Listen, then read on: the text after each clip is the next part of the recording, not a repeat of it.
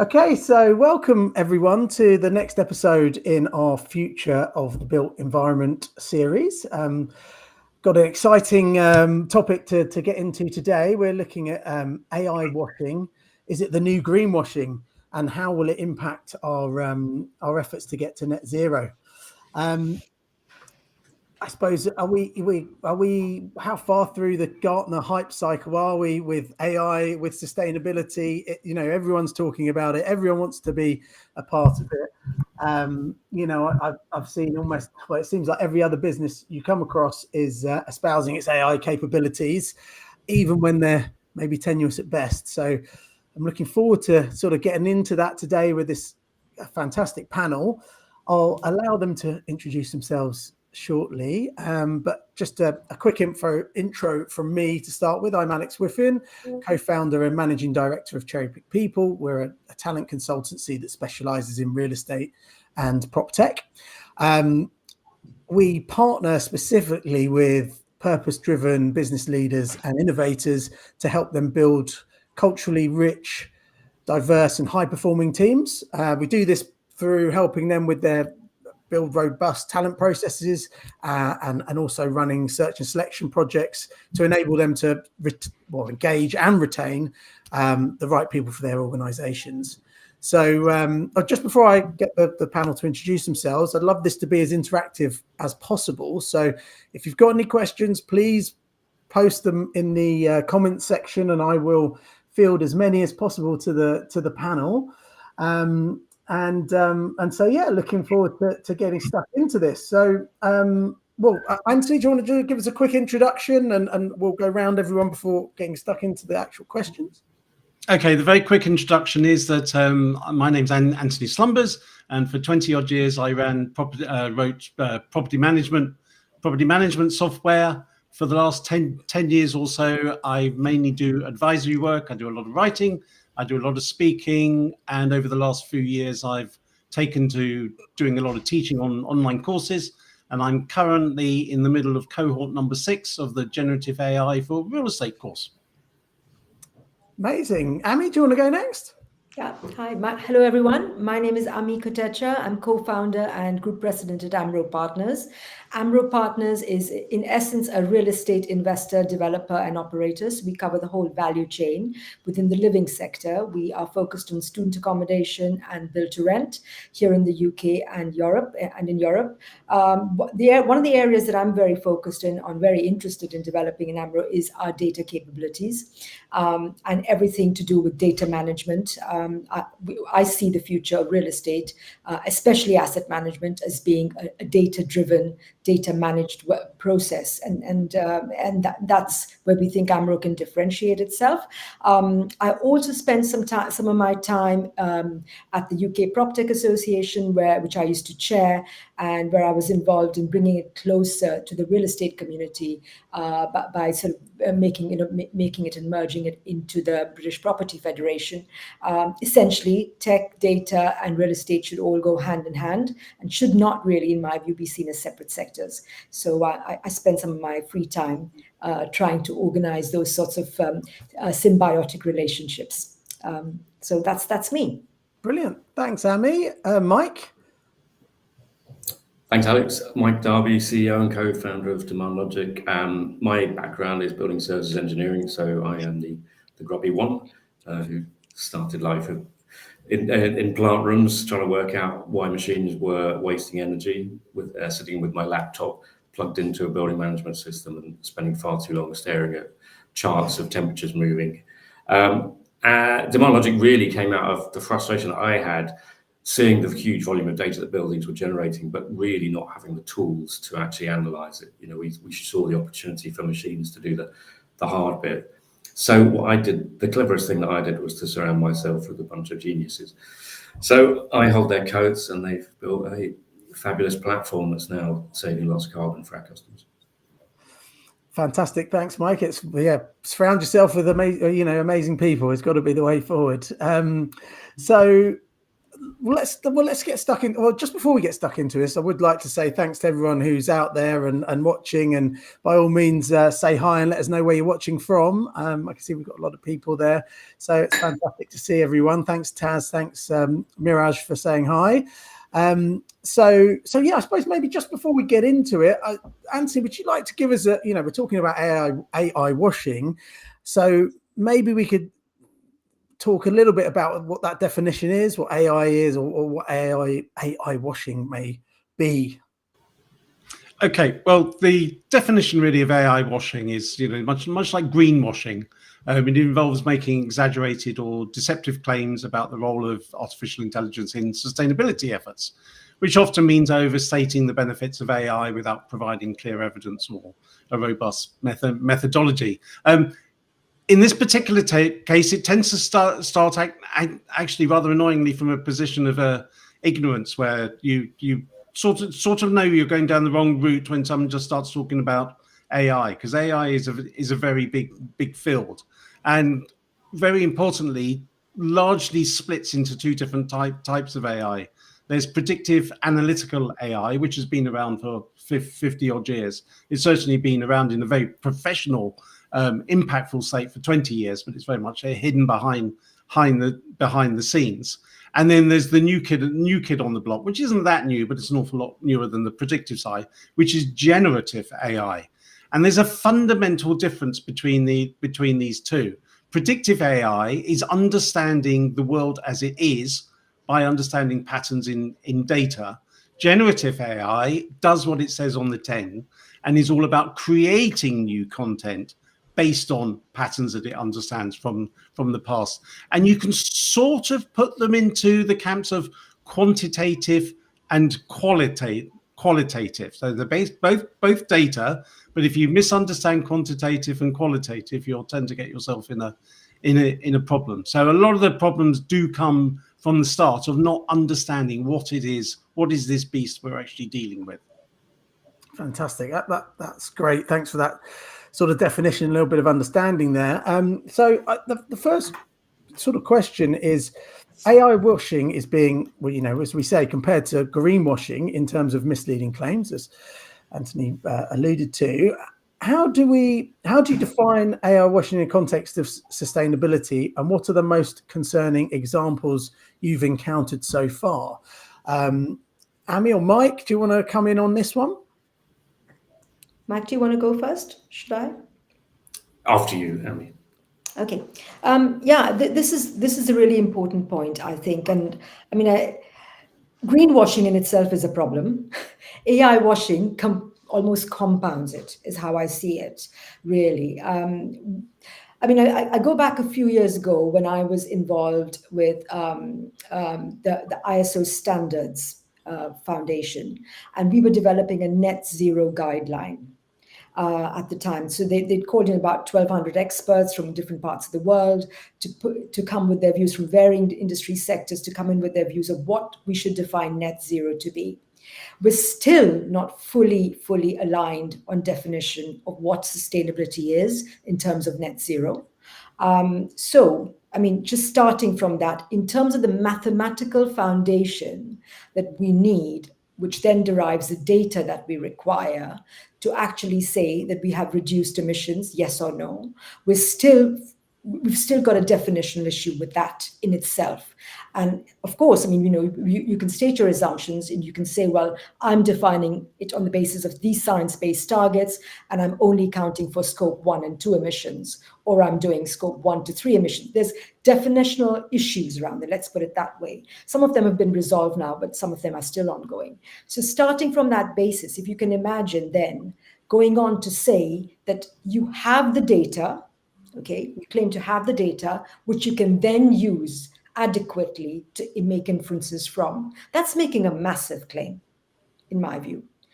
So going back to Antony's point, I think the definition of AI is really critically important in order to prevent that initial step of green AI washing, if you like. So That's one thing. But underlying that, even when it comes to predictive AI, when it comes to applying machine learning algorithms to determining sustainable outcomes, you still have to be very mechanistic in how you state those. What's the formula? How did you get from whatever it was, 100 kilowatts per hour utilization to 50 kilowatts? What did you do? And the ability and the explainability of all the steps you took and how they fit into your algorithm is critical. So I think, there are many ways of interrogating claims and fact checking, which are not commonly sort of understood and not commonly there are no real kind of standard applications of those fact-checking methodologies. So there's a massive issue. It's not a small issue when we start banding claims of AI. Yeah, that makes sense. I mean, in a emerging technology, or and this, it's difficult to, I suppose, get that framework in place. But we need to do it. Obviously, I mean, Mike, what are your thoughts on this subject? And do you have any specific examples of where you've encountered AI washing and this sort of thing? Yeah, I mean, if I put two hats on, so if I have my world citizen and sustainability hat on, then greenwashing is an existential threat. I mean, it's part of the threat, is flagrant attempt to kind of mask pollution, to mask the biggest wasters of carbon, generators of carbon. Like, as we talked about earlier, like an oil company putting a wind turbine on their oil rig so that they can claim that they're 100% renewable for extracting fossil fuels out of the ground.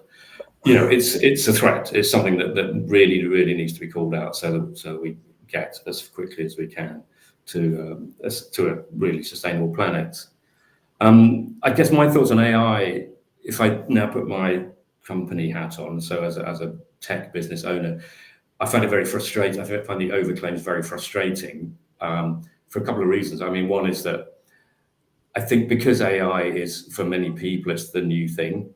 It sounds like it's the thing that you have to buy. It's like if you're looking to procure something, we have to buy the one that says AI, without really necessarily understanding what that means or what part of the application that applies to, and so on. So I think we sort of face a real challenge for all tech companies, I think, are facing this at the moment, which is that some parts of procurement processes with our customers are really super prescriptive, and it's can't really describe it. It's hugely frustrating when you get presented with an RFI and you're trying to respond, and the questions are yes/no answers, and one of them says, do you use AI to determine mass flow rate or something like this? And you're like, no, but that's physics. You don't need AI for that. That's a known calculation, but you don't have a box to write that in.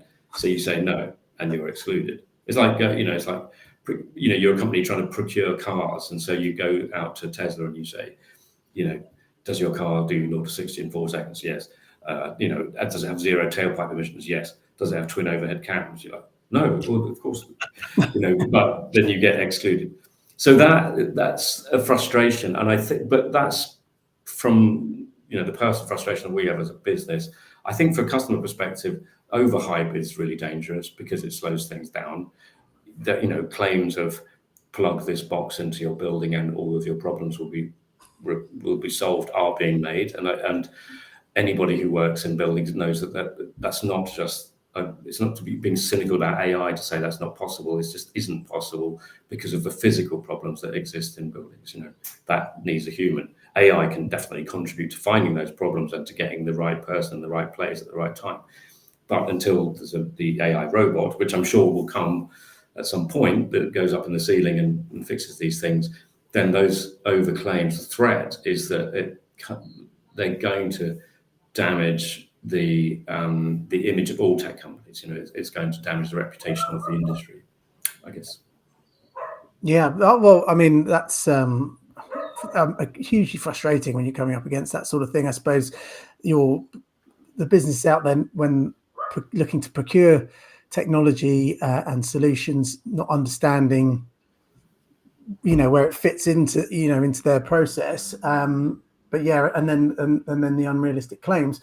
I mean, thinking Sorry, along Alex, can I just jump in on this, please? Because I think it's important that we look at both sides of this. So, in 2023, MIT did a large study, and they found that 40% of European companies claiming to use AI weren't actually using it. 40%, did you say? 40, not 14, 40% claiming to use it, and they weren't using it. But it's a two-sided thing here. The more we have an industry that doesn't invest in providing the skills needed to understand what questions to ask, the more we're going to persist with getting suppliers saying, I use AI, and as Mike says, I can stick a box in your building and it's going to sort all your problems. Data science, and again, as Mike said, a lot of this is actually data science that's needed rather than AI that's needed. And this is a complicated subject, but it's not a complicated subject to get to grips with at a management level. You can understand the basic principles of what 5 questions do I need to ask of Mike when I'm asking him about his product.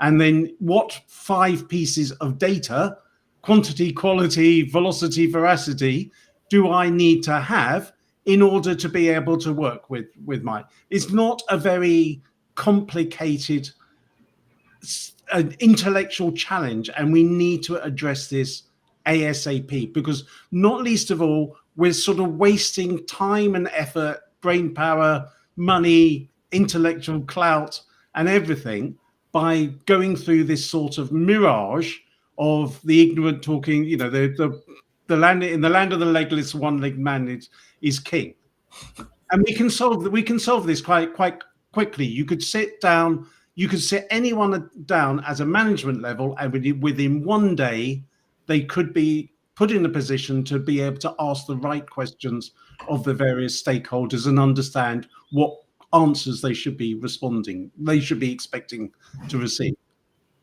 I'll just add to that, actually, Anthony, is that something that I think, I'm probably going to make a load of enemies now, but one of the problems, I think, when we do get faced with questions like this, is that the questions will have been prepared by a consultant who may well be well informed in the field, in the field to which the questions apply, but then they're not necessarily the innovator. And so almost by definition, they're likely to be one or maybe more steps behind. So you're asking questions that were last year's questions, and the innovators are on to today's questions and challenges. And if you ask them in a way that doesn't give any scope to be able to elaborate, or to be able to say, no, but we've got something better, or you don't, like I said before, you don't need AI, that isn't an AI question, then I think until the people in charge of procurement are better informed and able to be more flexible and listen, I guess. That sounded a bit pompous, but you know what I mean. And then I think we're... Go ahead, Amy, sorry. Yeah, no, I think I totally agree with what Antony and Mike are both saying.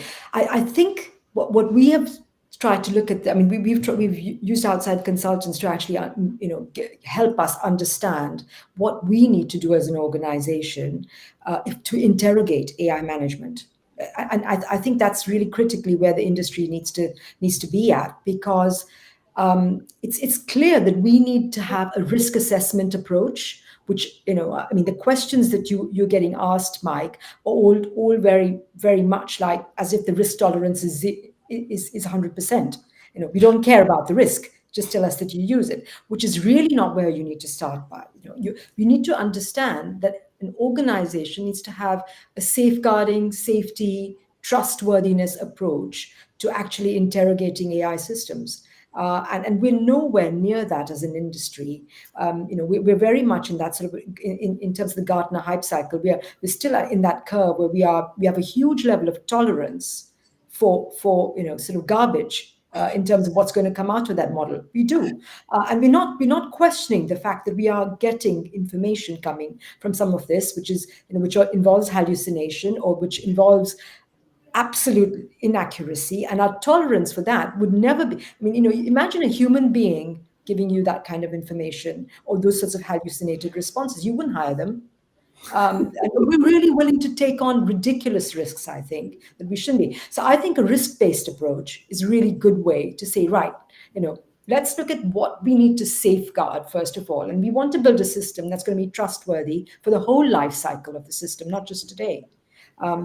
So yeah, I think we've got a lot of work to do on that. I mean, yeah, that sort of leads me on to my next question, Amy, and maybe I don't know if any of the panel could give any other sort of ideas to the businesses out there, maybe when they're looking at tech and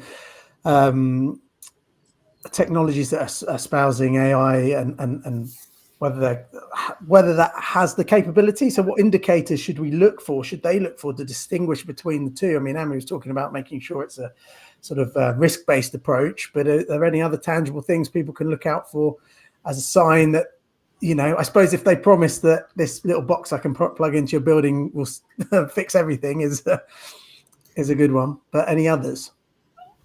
I think there's a number. Certainly, when you're dealing with predictive AI is not a black box. Predictive AI should be able to tell you that these are the inputs, this is what's happening to them, and these are the outputs. And predictive AI is not hallucinating.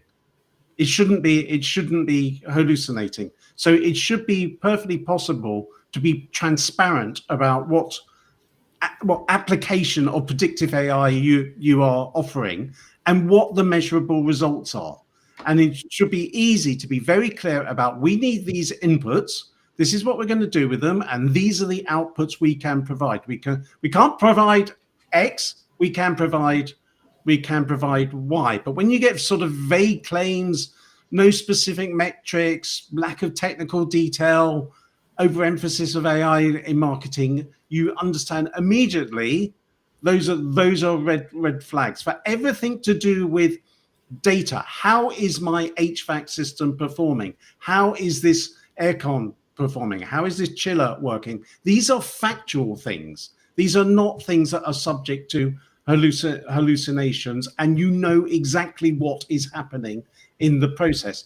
And that gets me back to where I started from. You see, generative AI is a different type of thing, but you're not doing generative AI to do data analytics. You're doing it to do other things. And so when people start talking about, oh, well, we can't trust this and we can't trust that, you should be asking, why? Are you using the wrong type of system? As I say, so much of this on the predictive side is data science plus, and we can quantify inputs, process, outputs. If they can't do that, then go and talk to someone else. I think the thing is, well, a thing is that there's I think a lot of tech companies feel compelled to say this is AI because they think no one's going to listen unless they do. Oh. And I think you're right. You know, when you look at sort of claims, you know, we will often see something like someone will say, using our AI tool for data acquisition. But that isn't an AI tool. That's acquiring data. That's a different language. It's an API that someone's written, and you are now gathering data from that. But I think a lot of it, unfortunately, is down to hype. It's about search engine optimization. You know, people will be searching for AI. I really appeal to those who are looking for solutions to whatever their problems are, and obviously anyone who works in real estate will have sustainability challenges. Well, let's talk about outcomes. Like, what are you trying to achieve? You know, it's our platform. The insight that comes out of our platform is not AI. You know, it isn't. It's algorithms that we have written because they're based on physics. You know, that's the long and short of it. You know, our development in AI is elsewhere. It's the boring bit under the hood. You know, the bit that takes absolutely hours to get to a point where you have a model to be able to kind of generate outcomes from. So I think, I suppose it depends what problem we're trying to solve by sort of what are we trying to tackle here? Are we just trying to avoid people being oversold to? My concern is always that a sort of near obsession with AI rather than just looking for outcomes might delay people taking action that they can take now, you know, and from a sustainability perspective, there is no time to lose. If you're going to go and procure something that claims that it will give you results, you know, within weeks, that will give you payback within months, then why don't you just do it? And if it doesn't do that, you get rid of it. It's not an investment that means you've gone down a one-way street. Just get it in, test it. Does it do that? If something better comes along later, then get the new thing. That's the way I look at it. But I think part of the problem is down to, and what's the word? Almost obsession that I have to buy something that is AI because that's the new thing. Would it be worth my giving 3 examples? One where we use, data insights that are rules based. One where we use predictive AI, and one where we use Gen AI effectively, and why we made those choices. I don't know. I'll just throw it out there. And they're very, very small, simple examples, but they might just draw out the differentiation. So going back to Mike's point, what's in terms of energy emissions management and energy emissions reduction, what's our KPI? It's very simple. We want to reduce CO2 equivalent per square meter per hour, right? It's literally that. We looked at starting off with a high-handed data science-led predictive algorithm model when we first started, but actually we realized after running it for a while that the most gains we were making, the most reductions we were achieving, were actually through rules-based intervention. It was simple rules-based intervention. Switch off the lights when you're not in the room is a rules-based intervention. It doesn't require anyone to do any AI or prediction, right? It doesn't. It just means switch off the lights when you're not in the room. That's rules-based. And I think people forget the importance of practical interventions. And these can be automated. So based on those data insights, you can say somebody's not in the room, the light should be off. That's totally rules-based. No AI, no predictions, nothing. Then there's the next step, which is you want to actually preempt what's happening outside, the outdoor weather. Rather, you want to preempt or predict what the indoor temperature is going to be. So you look at outdoor temperature predictions, and you do a 3-hour forecast, let's say, or a 2-hour forecast. That is where you can use predictive AI or predictive machine learning. I wouldn't even call it AI, really, to develop an algorithm which allows you to make sure that your indoor temperature is more coordinated with outdoor temperature. Just let's put it that, so you're in the middle of winter, you're outdoors and it's 10 degrees. When you come indoors, you don't need it to be 28 degrees. It can be 22 degrees. I mean, the human body is adaptable. So that's where you can save something. That's predictive machine learning, I'd say. Gen AI, where it's come into use recently and where we are using it to some extent with with a human co-pilot, a co-pilot with a human involved in the loop, is for on GitHub, where we are doing coding. It's got extremely good capacity to actually help us to code faster. And the GitHub Copilot, which is a Gen AI-led, it's not totally Gen AI, but it's Gen AI-led intervention, is fantastic. It really helps because you can, our data engineers are far more productive as a result of it. So there's the 3 examples, and they're completely different use cases. Excellent, and thanks for sharing those tangible examples there, Ami. I've got a question from the audience that I might put out there, actually, and there's quite a lot of conversation going on, so I'm trying to keep up with everything. But Taz has said, let me press the right button, about government and legislation. What role do governments and regulatory bodies play in preventing AI washing? Are they taking any steps already? So, or do you think they should? Who wants to jump in on that one? The SEC has sued two companies, hasn't it? Or brought in 2 companies for using AI wrongly and not being able to show where they're using it. That's quite recent. So yeah, there is intervention and there is the possibility of government regulation making a difference. I think my concern that would just be that it's probably going to get quite easy to game that, just by putting in the absolute bare minimum piece of AI that satisfies a requirement and then continue to kind of, what's the word? And again, I think coming back to a really key point is that the AI washing is the question is really about, that point is really about you're lying about how you achieve something. if you're absolutely not achieving what you're claiming to achieve, that's actually the big sin. That's the bigger sin. One is inappropriate overhyping. The other is a flagrant missell. So I think I'm personally less concerned about this than I am about people selling stuff that really just doesn't do anything. I don't care whether it's AI or. They're probably using the AI claim to further validate their claims. Not so much validate, but further hype their claims. Hype their claims, yeah. We'll try to, erroneously validate it, I suppose, in that respect. Anthony, you were going to jump in there as well. Well, I was just going to agree that where governments can help is by forcing us to do what we should be doing anyway. So one of my hobby horses is about air quality. If you think of the air quality in the buildings, which no one really paid any attention to pre-COVID, and then suddenly realised, oh, whoops, having an airborne virus is maybe not a good thing in a building.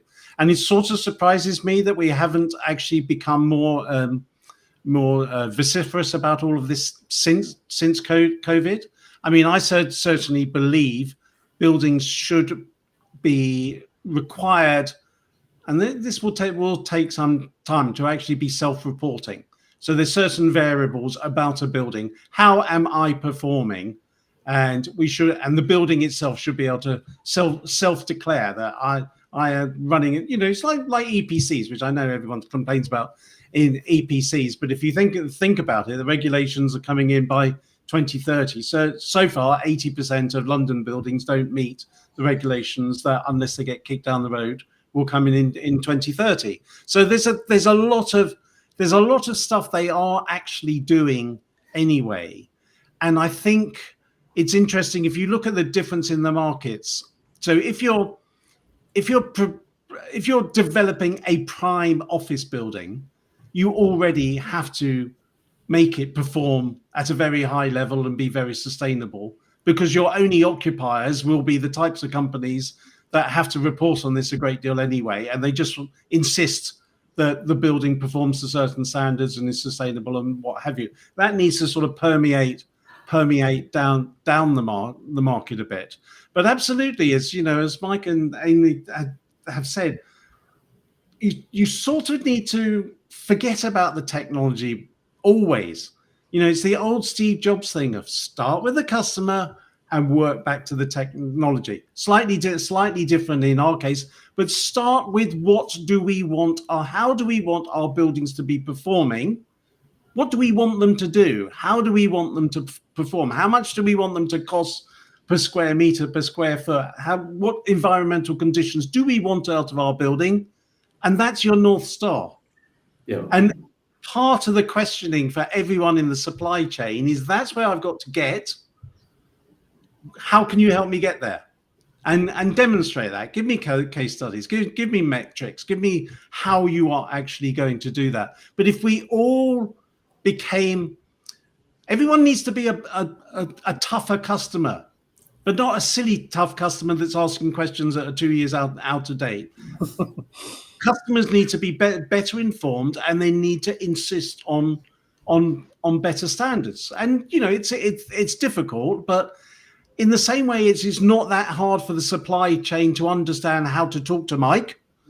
From the demand side, it's not that hard for a customer of Amy's to say, well, we want this. Are you providing that? Sort of, yes. It's a lot more factual and quantitative than. There's lots of hand waving going on with AI, and some of it's data science, some of it's straight physics, some of it is AI. It doesn't really matter. There's certain things you can achieve with each of those, and you will need all of those to achieve a really great building. We know that. All of this is a known. We know what we should be providing, and we know the questions we should be asking, and we need to, as an industry, do a better job of getting the supply and the demand side more up to speed with what each of them should be asking. I mean, perhaps this. Sorry. I'm going to add something. So, Mike, go on. No, you go first. No, you go first, Amy. Go. I was just going to say, Mike, to your problem, actually, and to what Antony is saying, I think we need to add one more part to this whole AI washing business, is that AI is costly. Gen AI, especially, is extremely costly, both in terms of energy emissions and in terms of money. So, Mike, if somebody asks you whether you're using AI, I said, but are you willing to pay me more, double of what I'm charging you? And are you coming to me for energy emissions reductions or increases? This is the point. Like the first This is question. really very important. I mean, look at Microsoft. They've abandoned their targets. They said 4 years ago, they cannot meet them, not because, and they say it's down to, they said they didn't realize the Gen AI explosion was coming. This is their precedent saying this.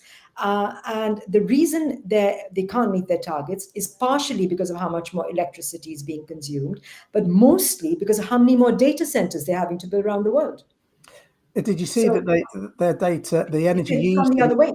the energy used in the data centers? It was reported. I saw it just this week in the Guardian. I think it was from 2019 to 2022 was 600 times greater than they had actually reported, and so that was an interesting bit of detail that came out. Mike, you were going to add something. What were you going to say? Yeah, there was a couple of quick points. I really echo what Antony said about rating buildings, and in the context of EPCs not being fit for purpose.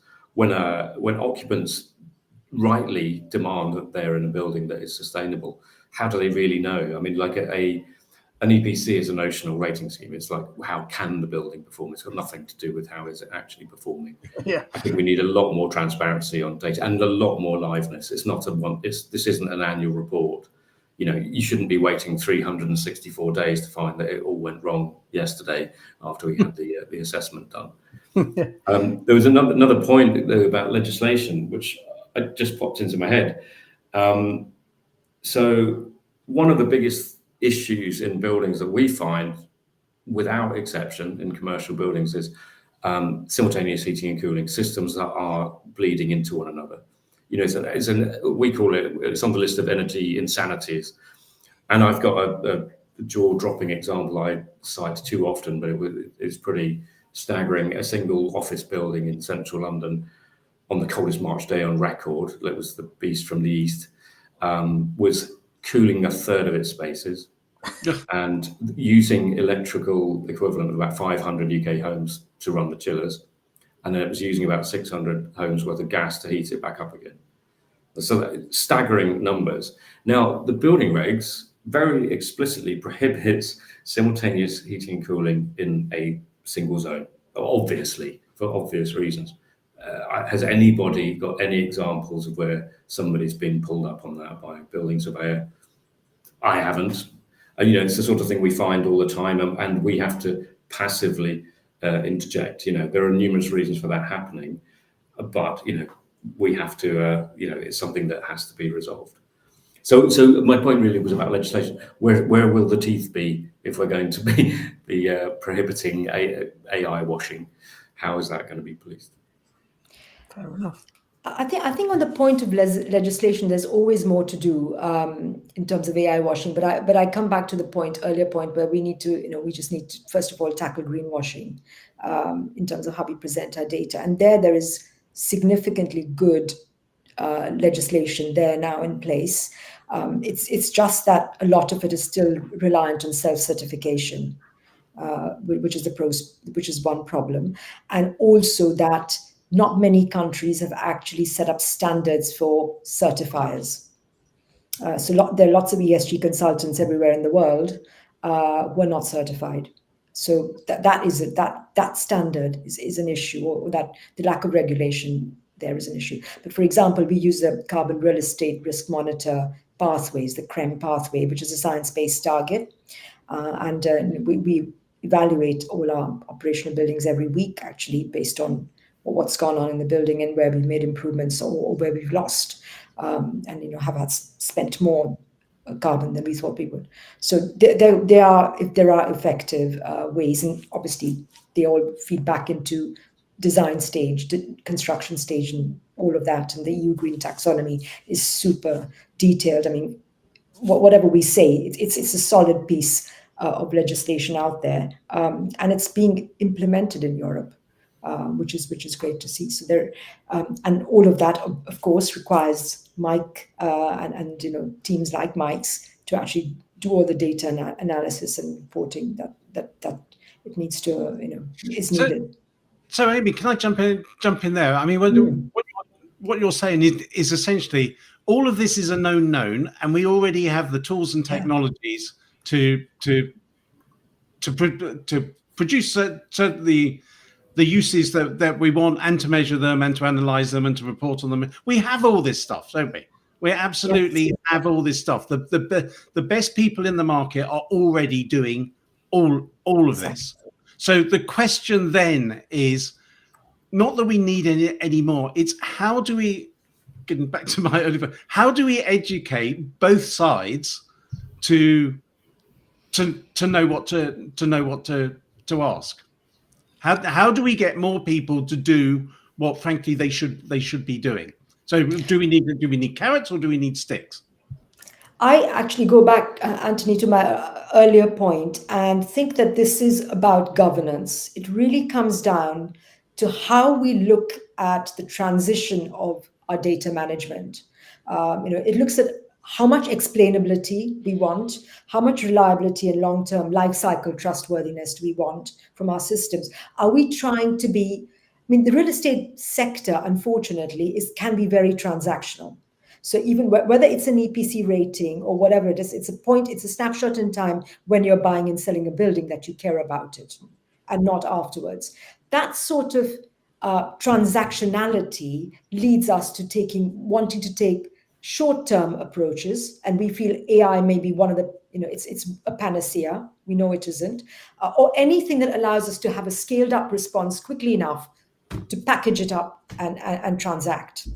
Now, as long as we have that kind of mentality, and we remain that transactional and don't remain responsible for the longevity of our decision, so the life cycle of that building, 20 years after we've sold it on to someone else, that remains a problem. So we need some policy around, how reliable is the data at the point of transaction, and like we do in NHBC. Like, we give a 10-year guarantee. We need to give a guarantee around the data as well. What we're producing for the building. We need to have a certification process that we talked about. And all of that wraps into a risk-based approach to governance. Somebody at the top of every company saying, guys, we can't say this is AI because it's not. What do we know about this? Is it really? How can you tell me the provenance of where this data comes from? What does the model look like? What are the biases in that model? What are the problems we've had? All those sorts of questions actually get wrapped into a big governance question. And it's about setting organizational standards at asset level, portfolio level, city level, country level, all those levels, to actually get a reliable response that goes with that building forever. It's not a point in time. Sorry for such a long-winded answer, but no, that's good. I'm really passionate about this issue and the way where we need to solve it for the long term. Yeah, and Taz has just asked a question actually about what role do investors and shareholders play in holding companies accountable for AI-related sustainability claims. So, is there a role there for I suppose investment within the real estate and that area to play in making sure people, businesses are held accountable or legislation's in place? I think they are already doing that. As I said earlier, if you're dealing the prime end of the market, if you're not producing a deeply sustainable building that you can prove X, Y, Z, you won't get it funded, and you won't sell it. So I think at the top end of the market, exactly as Amy's saying, you listen to what she said. Well, that they do that end of the market, I think is done. Investors are incredibly important at that. They just say, well, I'm only going to buy a deeply sustainable building. End of. Our market is awash with buildings that actually quality investors won't buy or finance anymore. So it will sort of drip down. But it's how do we push at the lower levels, if you like. I actually think it's going to happen from the demand side, because you've already, you look at what's happening with the office market. Okay, yesterday Amazon said they're going to go back 5 days a week, but don't believe that. They're trying to get rid of 30% of their people. They will not do that. No one's going to be doing that. We're not going back to offices as they used to be. We're going to use them in different ways. This is already happening to the retail market. So you take the whole of the office market, the whole of the retail market, the demand is coming from people who want these things. So it's sort of happening sort of slowly, but suddenly you're going to end up with a huge swathe of the market that suddenly finds it doesn't have a customer, it doesn't have an investor, and oops, the value has just gone through the floor. So all this stuff is taking its time to come up and bite people in the posterior, but it is going to happen. But actually, we want to push it on. We don't want people to lose all their value by maintaining a terrible building. How do we push them in the nearer direction? And I think it will come from the demand side. That simply, if you can't let your building or you can't sell it, you've got to start doing something. And I think a lot of the something is around all of this stuff. I think with increasingly short-term leases as well, where tenants are able to vote with their feet. We did, in fact, we left somewhere because it was entirely unsustainable. I mean, the truth is we'd looked under the bonnet, as we do, and found all manner of horrors. And because they didn't get rectified, we did leave. I don't think we're isolated in looking that way, with more and more companies, looking for B Corp status and so on. I think you're absolutely right. I still think we do need to, I'm much more passionate about sustainability claims that are not true than AI claims that are not true. AI claims that are not true are kind of annoying. But I think it's the sustainable. If you're claiming sustainability credentials that aren't true, then that's flagrant missile. Well, maybe we can broaden it out a little bit. We're talking about AI, and I think before the call, Mike, we were talking about you don't need AI for a lot of the to make the impact you need to within the buildings. But if we're looking at net zero and achieving that, where could genuine AI have the biggest impact? I can tell you what we're doing, which is hugely exciting, and a bit of our backstory. When we first started, it was me kind of recounting the problems that I was experiencing manually, as a human, trying to work out what's going on in a building, simply not having enough time. So my co-founders, who are the geniuses I surrounded myself with, started looking at tackling that problem. One of the first things we did, though, was to plug into a building and have a look at what we saw. In this particular building, found 22,000 data sources. So the first thing one of my colleagues said was, can you quickly give us the context for each of these things? And I was like, 22,000? So I did. I tried and spent a considerable amount of time trying to explain what each of these things meant. Now, bearing in mind that this data has been labelled to no ontology, no formal ontology, by an engineer who's run out of characters available in the tool he's configuring with. So he's kind of made up abbreviations along the way. And you're trying to make head or tail of what this actually means before you can do something useful with the data. So we really quickly realized that we needed to do something. It was, you're months away from onboarding a building and getting anything useful out of it, doing that manually. So what we created first were heuristic tools. They really clever, but it's all about kind of pattern matching and so on. And then the second aspect is looking at the traces and seeing if they actually make sense compared to what the text appears to be saying.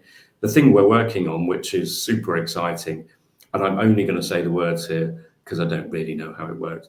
We need to get somebody else on board to do that. But so using two things, Bayesian classification, which I believe is the sort of thing that's using spam filtering, but also recurrent neural networks. We've got a huge training set of buildings that we've onboarded. We've got around 150 billion traces in our database. So my colleague Joe kind of made an offline tool that looks at every single building except one, and then tries to do that classification of the one alongside it. And when he presented the findings to us, he was like, it's getting really good. It's like we're kind of 99.7% right now. And I was like, that's really cool. And he showed me where the errors were. And I said, oh, actually, it's right. The labeling by the human was wrong. So the training set was actually wrong. So it's amazing. The point here is that, we've recently onboarded a building that actually had 300,000 single data sources. We're now able to contextualize that very, very quickly. It's a game changer for us. Once you've got the context in, i.e. you've created a kind of building services model, then it is physics. Then you're into, this is building physics. One last thing, sorry, I'm probably stealing too much airtime, but Amy, you reminded me of something when you were talking about weather prediction and so on, so important. So as far away as the early 80s, building management systems had things called optimizers. I'm sure you're aware. It's like it's an algorithm, but it's quite clever, and it's good at, it learns the rate of decline or heat gain in a single space. Now, they've got a terrible reputation because everyone says they never work, and they don't. They often don't work because they're implemented badly and because they've got garbage in. The sensor that's telling us what the space temperature is sitting next to a kettle, or it's in the airflow from a fresh air duct, so it's always 17 degrees. So one of the biggest challenges in buildings is finding actually that the data doesn't mean what we thought it does.